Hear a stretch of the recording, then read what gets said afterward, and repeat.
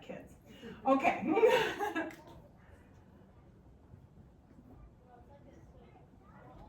Hello, my name is Amanda DeKatch, and I'm here to talk to you about how all I really need to know I learned in theater.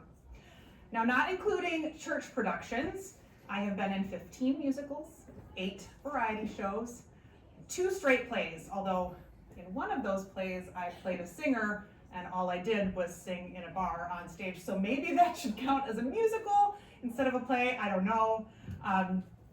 I'm currently rehearsing my 16th musical, or 17th, depending on how we're counting that rogue play there. I have also vocal directed on several additional theatrical productions, and it's all been very fun and rewarding. So that's part of the reason why I keep going back. But it's not just a good time. I have learned so many wonderful life skills by participating in theater. Like this guy once wrote in a play called As You Like It, all the world's a stage, and all the men and women merely players. They have their exits and their entrances, and one man in his time plays many parts. I think that Shakespeare was writing this centuries ago because he had figured out something that I have also figured out. All I really need to know I can learn in theater. Now, for today's purposes, let's just focus on workplace parallels, shall we? If I want to be in a play, the first part of it is an audition. I have to research the production, find out who wrote it, find out what sorts of characters are in it, find out what the demands are of the actors. I have to figure out if I can see myself fitting in that particular play. I don't fit everywhere.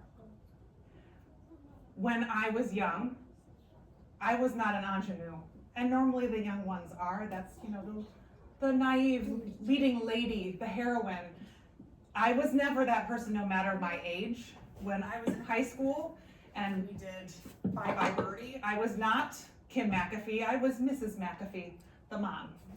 And when we did Anything Goes, I was not Hope Harcourt, I was Reno, both in high school and like 2 summers ago. I have known my type for quite some time, and that really helps me decide what things to go after, where I could possibly fit. And the same thing is important when we're considering going for an interview at a place of employment. I need to research that organization when I'm considering that. I need to find out, what is this place about? What is this job description? What are the skills that I need in order to function well, and decide, do I actually fit there? If this job description says you need some mechanical skills, well, I know that is not me. And I will not try to be there because that is not my fit. Now, once we have decided, okay, we're going for this role or this position, we have to start preparing. So for an audition, that involves finding a piece of music that fits that particular show, or a monologue that fits that particular show. I have to figure out how does that make sense for the character that I want to play? How does it make sense for my skills and abilities? In the show that I am currently rehearsing, it's written by Stephen Sondheim, and there's an unwritten rule that you shouldn't audition using a song from the show you're going for. So I found a different Sondheim show and chose a song that I thought I could see the character I hoped to get. I could see her singing that song, even though it wasn't in that show. And then I had to say, okay, is this song going to show off my abilities as well? Is this a good fit for me? When we're talking about preparing for an interview, that might involve thinking through potential questions that we might be asked and going over those answers in our head. When I am preparing for an audition, sometimes I will even go online and download a script and just read it out loud, not knowing what I might be asked to read in an audition, but at least I'll have had those words in my mouth one time. In preparing for interview questions, it might be helpful to say those answers out loud so that we have had the words in our mouth before we are doing it in front of the person we really want to like us, right? Eventually, we're prepared and it's time to execute. And this is my least favorite part. I really, really hate it.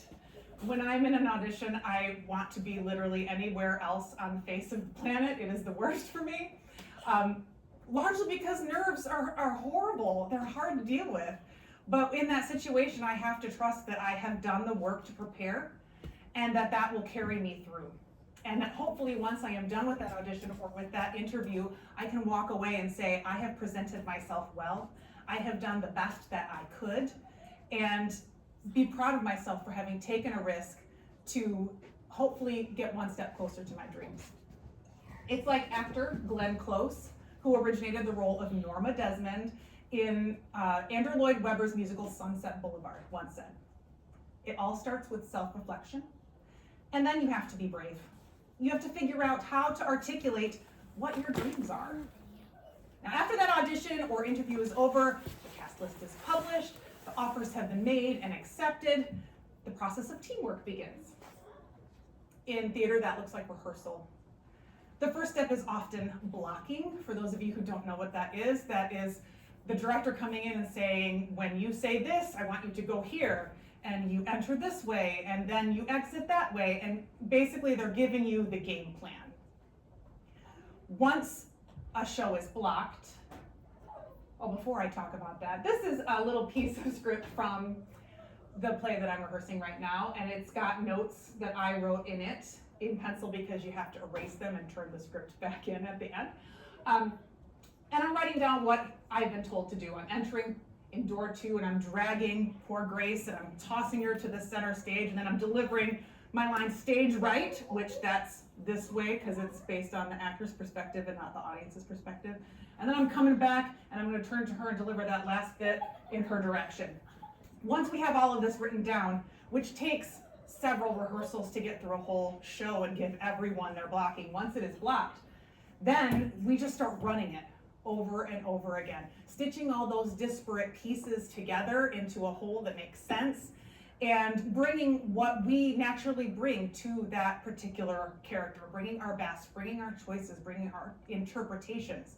This is also the time that we usually figure out what isn't working, because sometimes my path might intersect with someone else's and we didn't realize it till we got it all on its feet. Or perhaps I can't get to a certain spot that I'm supposed to get to in the amount of time that I have. And that's when we're able to bring that issue to the director and say, hey, I have a problem, this isn't working. And ideally, we could say, maybe if I go first, or maybe we could come up with some sort of suggestion. And that might not be the suggestion that we go with, but at least it gets the process started. And hopefully, as we are team building in our places of employment, when our boss has given us our blocking or our instructions or the vision, and we are enacting it, and we discover, oh, something is not working right here, that we will be able to say, hey, boss, this is not working, and maybe even bring some solutions that might not be the solution, but it can get us on the road to the solution. Now, theater people are quite good at this. In an article entitled, "Grown-Up Theater Kids Run the World," the New York Times reports, quote, "In a recent study of New York City school children conducted by the New Victory Theater, children who watched and participated in performing arts over a multi-year period were more creative and hopeful than peers who did not. They put in the work in that rehearsal space, and therefore they carry it with them, those skills, everywhere that they go." Actor Adrienne Warren, who originated the role of Tina Turner in the Tina Turner musical on Broadway, said it best: "There are no shortcuts to hard work." We have covered auditions and interviews, rehearsals and teamwork, and have now entered the trust fall portion, the performance. Performance is really a quintessential trust exercise. Success depends on everyone doing their little bitty parts, and we know that we're in front of people and there's no do-over or undo button, and people might notice if we make a mistake. If the audience is large enough, there's going to be at least one who notices if we make a mistake. It's like this clip showing how the puppet from the play War Horse works. If you've never seen this, it's fascinating. We have 3 actors. He's so cool. We've got 3 puppeteers. We have a head puppeteer, a heart puppeteer, and a hind puppeteer. But yeah, so the head puppeteer, as you can see, is holding the weight of the head, and their responsibility is to tell us what the horse is thinking, where it's looking, where its eyesight is, where it might be listening, but lovely control of the ears with some triggers down here, so they can be really particular. So the heart puppeteer is in control of the front legs, as you can see, obviously, with these triggers that curl the hooves so realistic and so like a real horse. But as you can see, Joey's just permanently alive because the heart puppeteer is just really subtly and gently making the horse breathe. And then the hind puppeteer has a really fun emotional indicator in the tail, which you can operate with these bike brake levers. So all three of those people working in conjunction is what makes the audience forget they're watching a puppet. And if anything doesn't go right, we're risking taking the audience out of it, but also maybe injuring one of those puppeteers. There's even a point in the play where actors ride the horses. Now we're talking about injuring a fourth actor who is on top of that, riding it as if it were a horse. If you ever get the chance to see Warhorse, go see it, it's amazing. But inevitably, it's live theater, something is going to go wrong, right? And we have to be able to trust that the people around us are going to help us cover if that happens. It's like this little incident in Beetlejuice, the musical.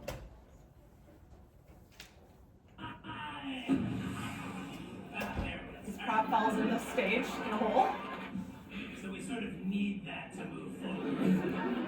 Which means the show's over. Good night, everybody. Unless extra.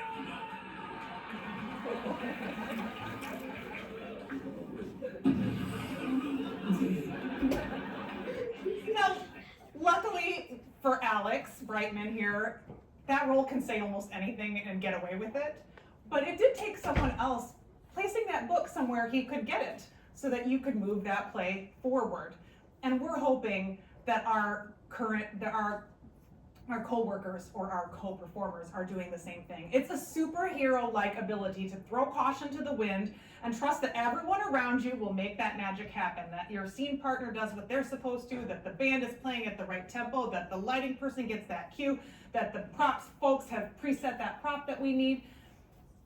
And you can't dwell on things that could go wrong or you will lose it. There's even a play called The Play Where Everything Goes Wrong.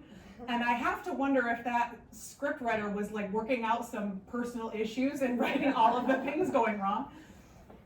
We need that same trust in our coworkers, that in the day-to-day when something goes wrong, they're going to have our back and they're going to pick up the slack and they're going to make the magic happen.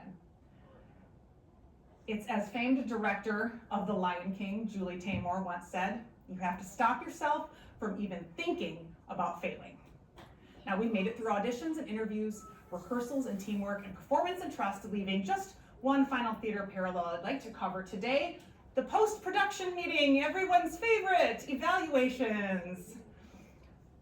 This usually happens with behind-the-scenes people getting together, the crew, the director, those types of people, and going over the production with a fine-tooth comb, being very honest and celebrating all the things that went well, but also pointing out the things that did not go well and coming up with ideas and suggestions to smooth them out so that in the future we don't have those same bumps. The critical process is never enjoyable, no one likes it, but it should result in greater excellence. Greater excellence draws attention and makes us stand out and makes us indispensable. We want the same in our workplace function, right? Honest critique is helpful. Now, from audition to preparation to performance and evaluation, theater parallels so many aspects of workplace life.